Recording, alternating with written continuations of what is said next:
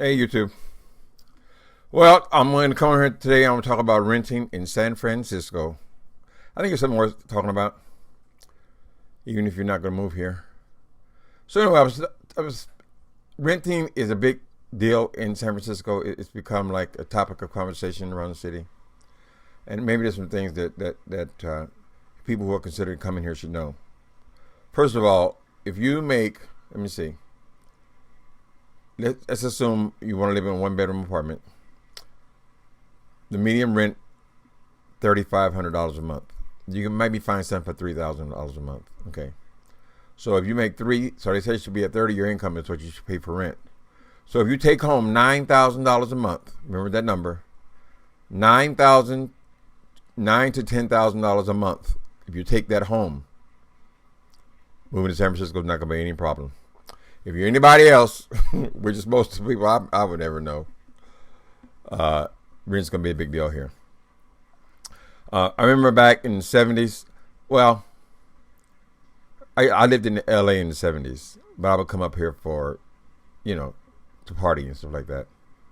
And you can still find an apartment, $300-400 a month, of course. But it's changed. That's changed everywhere. But I don't think it's changed anywhere like it's changed here. So I'm going to talk for a little bit about this. So most of the people I know, now, if you come to San Francisco, you just walk the streets, you're going to say, well, this is like a very diverse city. Because it does appear to be, at first glance, very diverse. This neighborhood I live in, you see all kind of people. Lots of black people, Asian people, a lot of Asian people here. Mexican people, all kind of people here. But it's kind of deceptive. Because if you go to who actually lives in the apartments in this area, you're not going to see very many people. You don't see that many black people going into any of these apartments. You don't see Mexican people going into these apartments. They live somewhere else, come here. You see a lot of, unfortunately, of course, homeless people are always in the streets. So you see people of different races all the time. But a lot of those people don't actually live in the apartments in the neighborhoods they're hanging out in. So I think that's kind of deceptive. I think a lot of people who, let's say they do make $9,000 a month, nice income, but would you want to pay, $3,000 for a studio or one bedroom apartment? I mean, if you live anywhere else in the country, most places, you're living pretty good. Obviously, you have 4 or 5 bedroom house in suburbs of most cities. But the thing is, if you're single, San Francisco is still a very exciting place to live. It is. I think it's less so for somebody my age because we're just not. I'm not partying, not going out every night. If I was partying, going out all the time, or I was still being excited by the wharfs and things like that, and the things that young people do, it would be extremely exciting. But at this point, I could live pretty much anywhere. So my situation is this: I got in line. I waited. You have to wait a long time. I would suggest anybody moving to this city, unless you're making that kind of money, and if you're making that kind of money and you're willing to live in a tiny apartment, then sure, you ain't got no problem. Even though there's a lot of construction here now, beautiful construction, high rises and all that kind of stuff. But when you actually go into some of the apartments, and I've been in a lot of them, they're very small apartments. So you have to turn your lifestyle down quite a bit in order to live here. There are many people who come here feeling like, well, I can pay $1,200 a month, $1,300 a month for an apartment. Maybe I'll get a studio. What you end up getting is a room in someone else's apartment. That's just the sad truth. You can go to Craigslist and check it out. What I would do when I was looking for places a few years back, I would go to a city on Craigslist and I would put in, first I start with $1,000, right? And here you find nothing at all. But even if you put $1,500 a month in San Francisco, it'll be in the heart of the Tenderloin, which is arguably one of the worst neighborhoods in San Francisco. So anyway, I said all that to say, here's the path to get into place, because the guys that I know, most of them have apartments, have nice places. They have this thing here called below market rate apartments. Most of the new construction has some units they rent that way, uh, and there are buildings that are below market rate. So below market rate apartment maybe costs you $1,000, $1,200 a month. But the thing is, you have to wait for them. So if you move to San Francisco, you're gonna start applying for below market rate apartments right as soon as you get here, because you have to wait on a lottery, and that could take you years. A lot of people, they get here. I'll just talk about gay people. That's all I know about, really.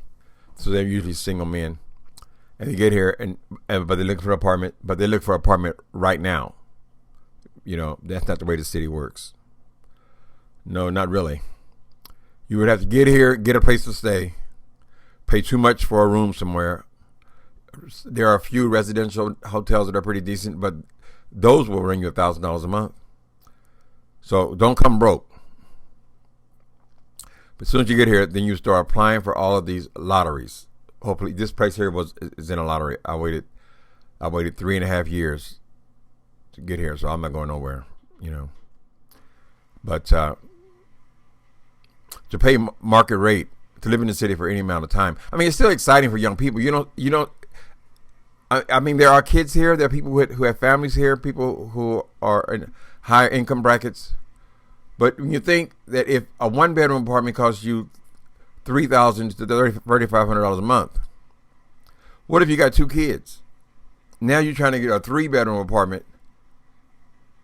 You would need a flat. This is how they usually are. You see a house. Oh, that house is nice. Oh, they want $1 million for that. Oh, yeah. And then you find out, oh, no, honey, that's just for a third of the house. There are 3 floors. Each floor is a condo.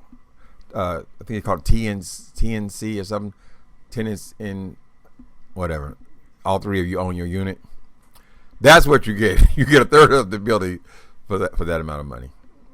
Anyway, not to be discouraging, but always visit where you want to live first. It's a good idea to visit, check things out. But I think Craigslist is a good way to do it, though. So you go on there, go to the city you like, and you just put the amount in there and see what you get. I was amazed to find out that you could live in New York better than you can live in San Francisco. And I say that only because New York is so much bigger. So let's say if I put $2,500 for an apartment in San Francisco, and I get a few places, you get 6 places in that price range that are available right now to move in. You can go to New York and you'll get 10 times that many. The reason being that there are 10 times as much space there. San Francisco is only 7 by 7 miles, so it's pretty small. So anyway, you get here, you start applying for these below market rate units. You say, oh, I make too much money for that. I'm not the type of person. No, honey, you'll be amazed. Because if you make $50,000 a year here, right? $50,000 a year, you think you got it going on, right? You'll come here and you'll be living in the studio. And you qualify for a below market rate apartment. So the best thing to do if you want a new building, decent building, is get on one of those lists and wait your turn. A lot of times the guys will tell me, oh, they're prejudiced. They're out. I go to the building, it's all Asians. And I say, yeah, because those people have been here for 5 and 6 generations. Your ass just got off the bus. It's not the kind of town where you just come and you just instantly get what you want. Those people, they're waited in line. They're waited their turn. It's 3.5 years for me to get this place, but there are people who've been waited 10 years to get an apartment. That's why they don't move that much. So it's not a rush situation here. You have to. It takes patience, but it is doable. I've had several friends get places here in the city. Some places they can afford. Still doable. Still exciting. I wish I can get out more. I don't. Let me turn my computer around. I'm gonna show you where I live in San Francisco.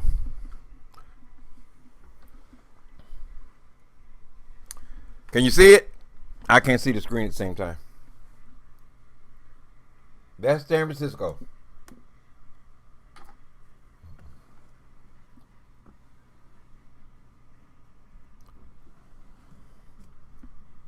Okay, that ain't to show off and nothing bragging, and that's just for me to showing you how close I live to the action. That's the caster I just showed you. And I'm telling you the truth. This is the God honest truth. I leave my house to go to the store, which is next door. And maybe I'll go out once, twice a week. But I don't really live out in the city anymore. Anyway. So San Francisco is still an exciting place to come, but it's very expensive. You get here and people will tell you, oh, I'll just move to Oakland. Because Oakland's just right across the bay. I can be over there in 15 minutes. Well, I'm sorry to say that Oakland is on the rise as well. I mean, they'll say, like, in Los Angeles, it was a metropolis. So there was just city after city after city. There's all kind of areas in Los Angeles. But here, it's called the Bay Area. So there are different cities, but most of them are across different bodies of water. And it used to be where you can just go across the water and, the rents would drop by half. They're on the rise as well. So you got a plan to get here. Still an exciting place. I mean, it's still, I think the main thing that holds me in San Francisco, and most of the people I know, is just that it's just so many gay people here. And I think that's it. Now, you would think that, well, what difference does that make if you're staying in the house? Well, it makes a difference because walking the streets of San Francisco, I don't feel like the Elephant Man. When I've visited, gone back Midwest or something like that, and then everybody's straight, it's almost like walking into a different world. So I think that's what holds me. There are still lots and lots of gay people here. Wonder how they pay the rents. Well, they double up, triple up, and if they're patient, eventually they'll get a decent place. A lot of guys have rent control here, which is good. So a lot of people who have rent control have nice apartments. But all right, so let me wrap it up. The advice is, if you're going to come to San Francisco, you want to move here, come and visit. Come and visit. Get online. Or you can do this from home and check out the prices, or you will be tricked. It's not the kind of place you just well, I'm gay, I'm going to San Francisco. No. Or bring your ass here, child. No. It's probably that way in most big cities too. It's just getting so expensive to live. So I don't have the perfect solution to there. I would say that get here, you start signing up for housing. It's different. You don't feel like you're handicapped because you get signed up for some kind of subsidy or subsidized housing or below market rate unit is not is just the market rate. If the market rate is 3,500, then yours could be 1,100, like that. And they rent those units off for that. And I guess they're subsidized in some kind of way. So it's doable, but be patient.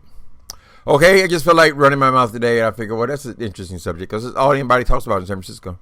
It's all about the housing. So whether you're looking, whether you're considering moving somewhere else, and a lot of people get priced out of the city, even after they've been here for a while. It just gets so. It seems to be calming down a little bit in the last year. I haven't heard as much, but there were stories just as like even last year where people were being evicted. People were trying to get control of those apartments back again so they could jack the rent. There's a lot of tech people here who make a lot of money, but even the people who make a lot of money, it's still sometimes me moving into these tiny little apartments. So if you're going to make a lot of money, I'm sure you might want to live like you make a lot of money as well. But anyway, so that's what I'm checking in about on what is today? Friday. I don't even know what day it is. All right, people. I love you. Later. Come on, go off.